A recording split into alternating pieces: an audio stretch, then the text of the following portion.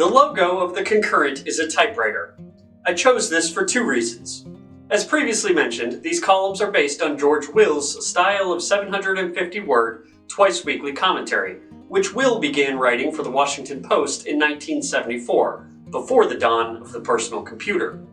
The other reason is an ever-present reminder that the Concurrent's content is rooted in the tradition of print journalism, even though the mission of the Concurrent is to provide a multimedia approach in that content's delivery to the public.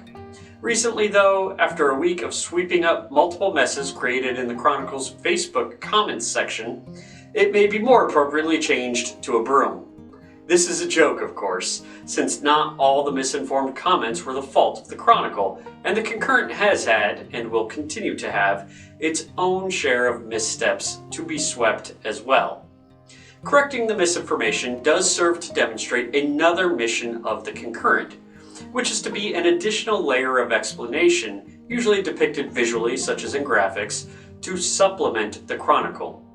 We want to be a complement, not a competitor.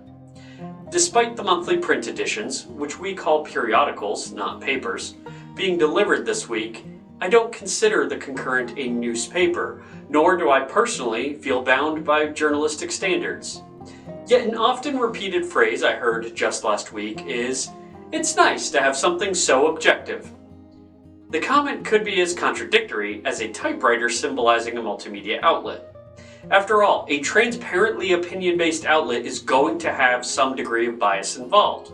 It is a sentiment echoed by many, however, yet it strikes me as odd every time. I'm not self-righteous enough to claim something like, "The Concurrent is biased toward the truth," but I do think classifying these columns as objectively opinionated is fair. The best way to be objective and opinionated is to create narratives about the key figures in local public life, but ground these narratives with verifiable evidence. The rest of this column will serve as an example. Commissioner Holly Davis has a remarkably similar governing style to Commissioner Jimmy T. Smith, who she beat 63.48% to 36.42% in the 2020 universal primary. Commissioner Davis took a trip a few months ago for a Prosperity Citrus conference that the board felt wasn't official commission business.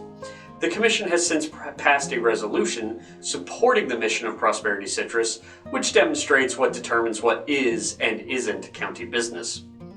The discussion and the fallout over the disagreement about the trip led to the changing of the travel policy of the commissioners, a policy that had not been amended since it was changed to address the travel of Commissioner Smith, who would attend conferences also not thought to be county business.